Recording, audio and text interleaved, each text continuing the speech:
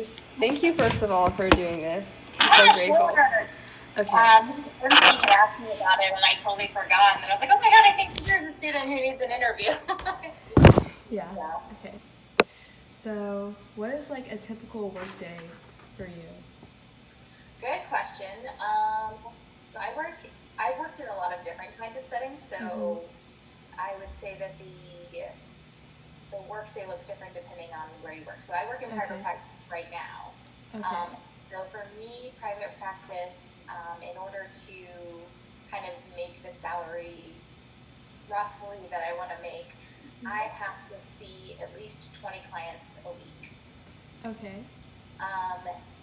There's an interesting kind of like energy requirement to sit with people all day, like, and talk about their problems.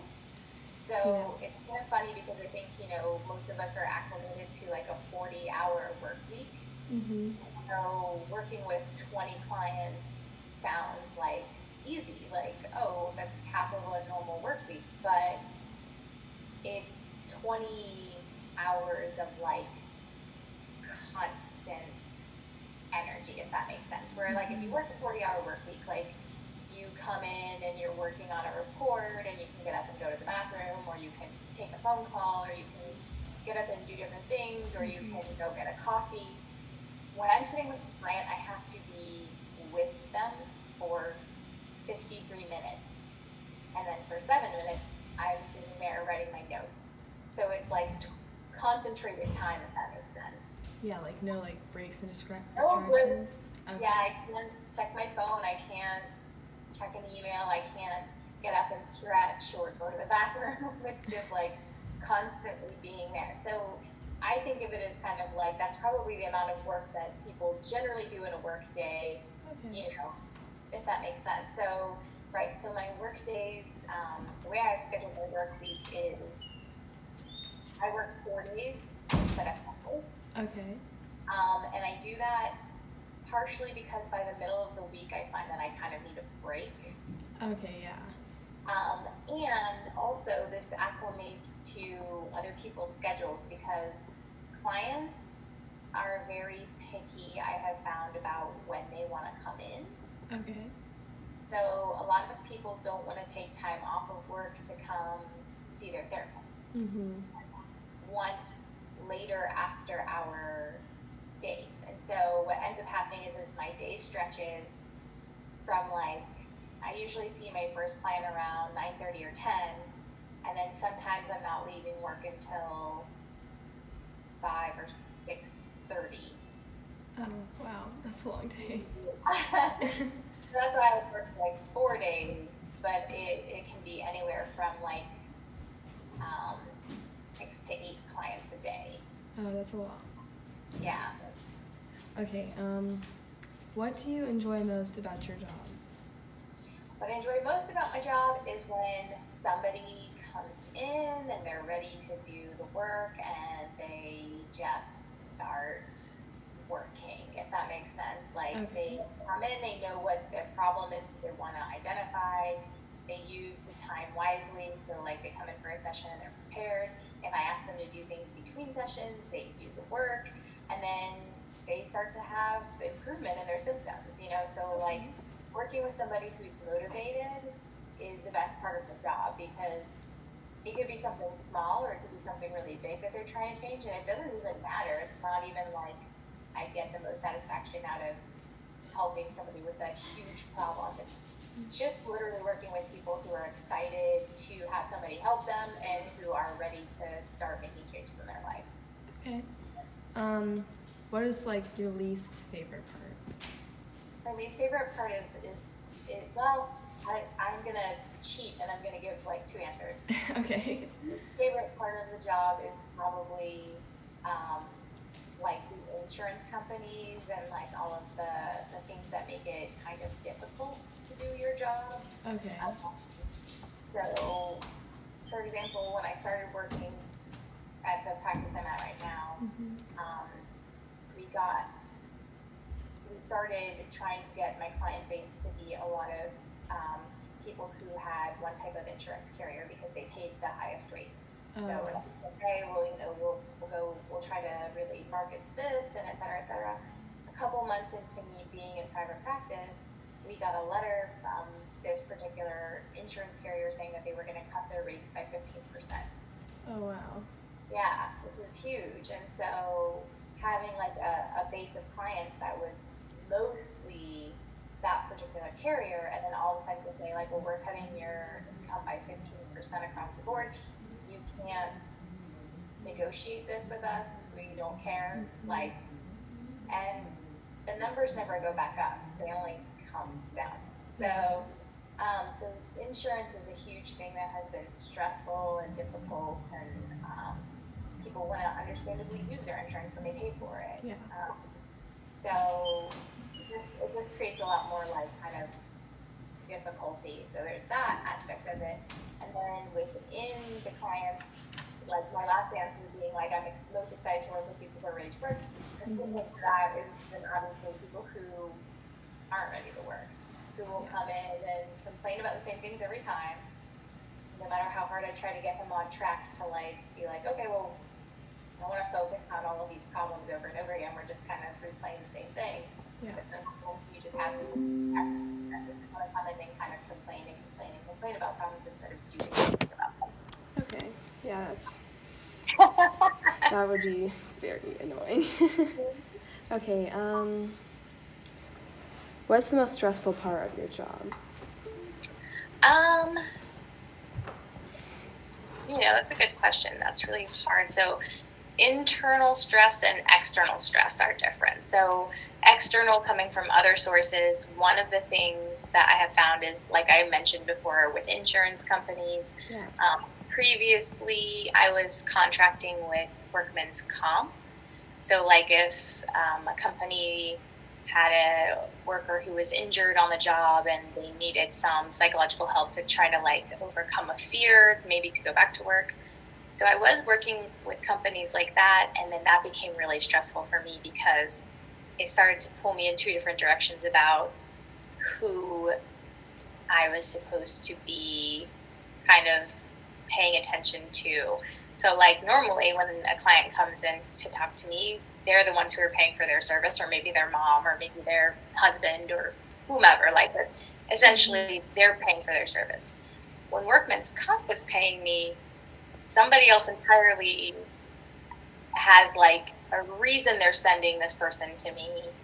So there's this weird investment that I was having about like, am I trying to get this person back to work because the person who's paying me is the person who wants them to go back to work? Or is, sort of my duty is to the client and for what's best for them, and that's not always the same thing. Yeah.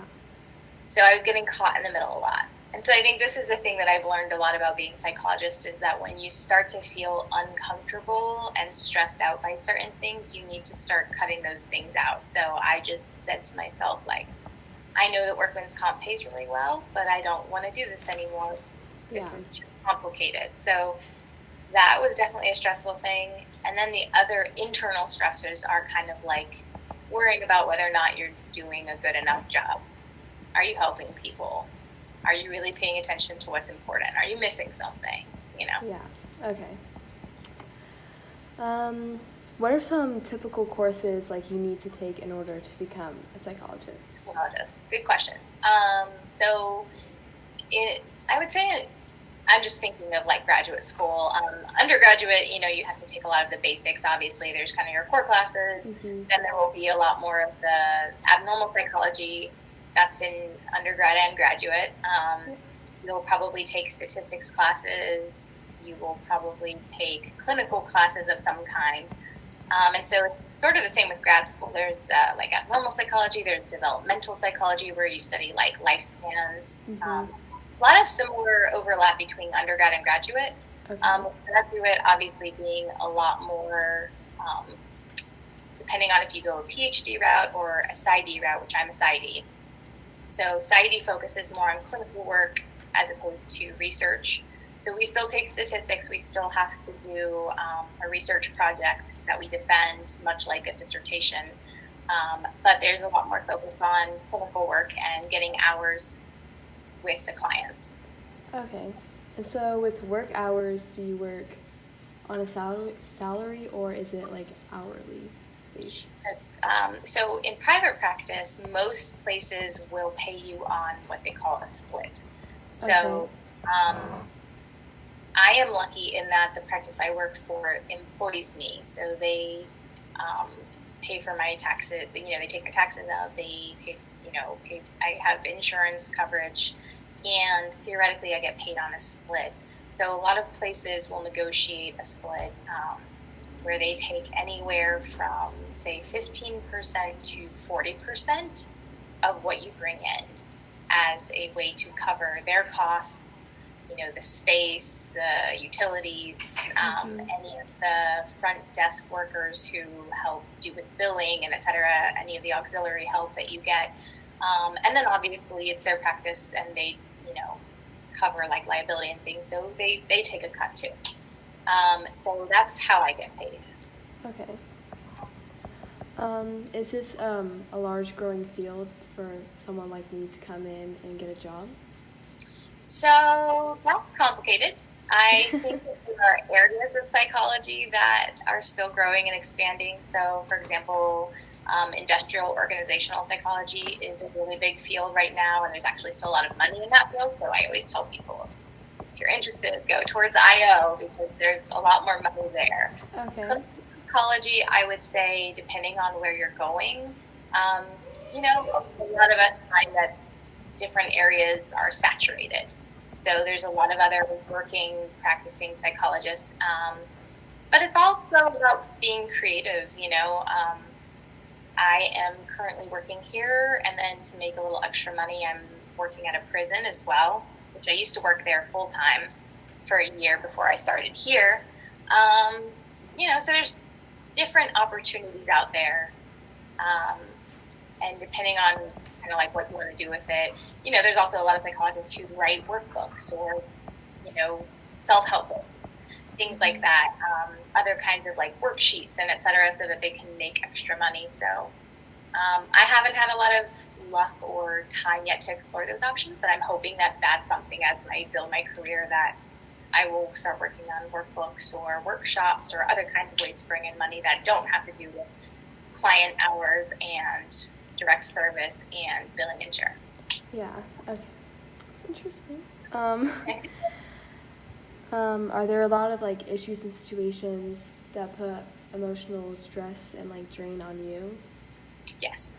So anytime that you have a high risk client, which a lot of times people will not take high risk clients when they work in private practice because we don't necessarily have the means or the tools to cover them all the time. So if you have somebody who is suicidal or who has a severe eating disorder or who is very ill with a psychotic disorder like schizophrenia or bipolar disorder that they're not managing well, those clients can become a very big kind of burden on your emotional energy if you're not sure how their functioning is. Or if I had a client who I've never necessarily thought was suicidal on a level where I had to worry about her.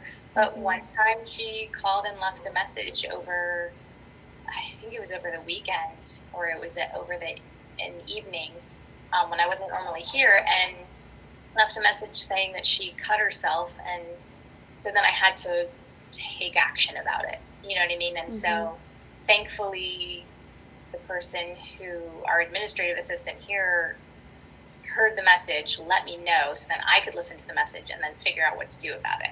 But it was a day that I had off. I was like out at the gym when she called me, and I had to kind of immediately shift gears. And that's not a normal thing for that particular client. So the problem is you can do everything you can to avoid those situations.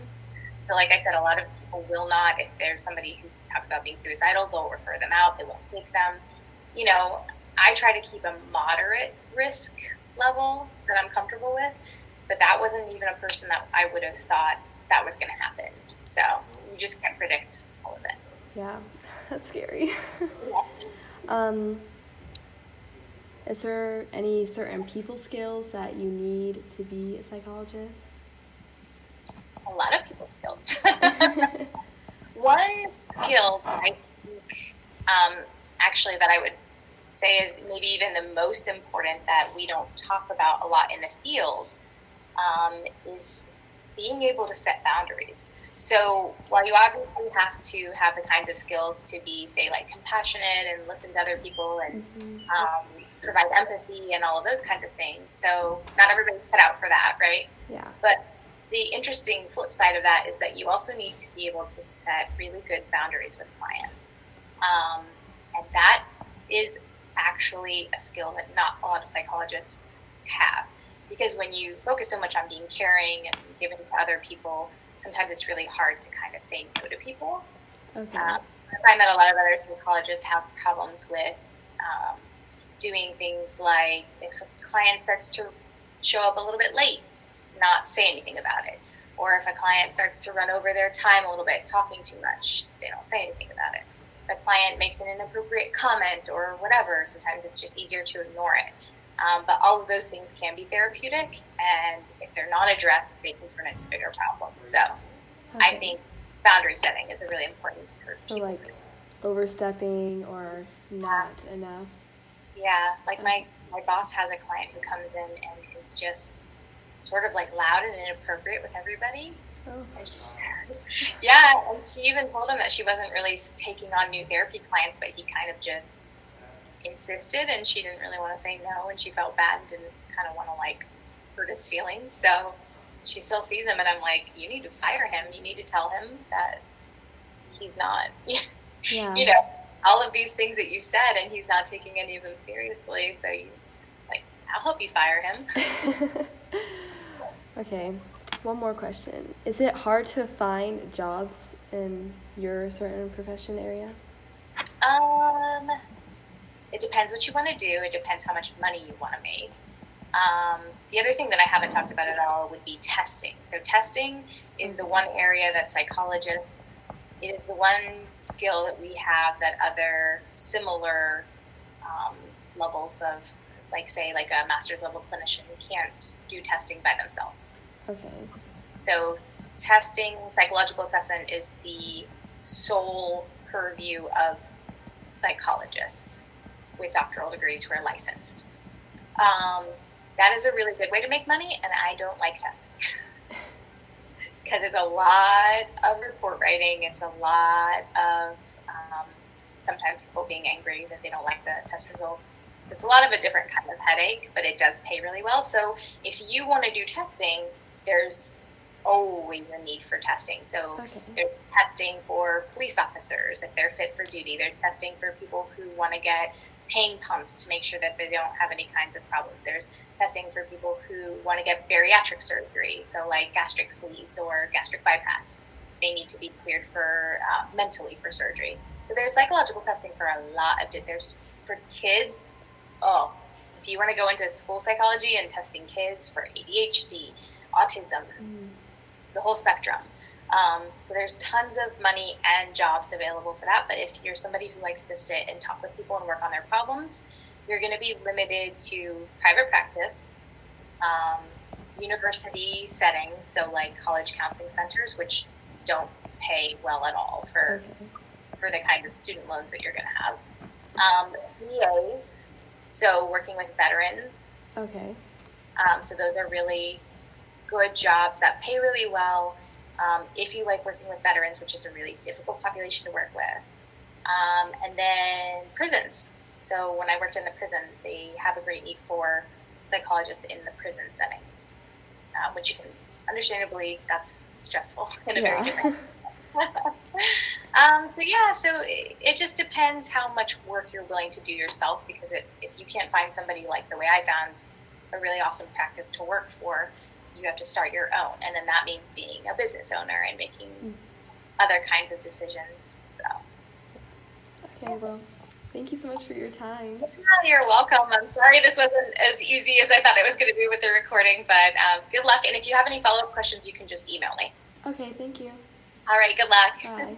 Bye.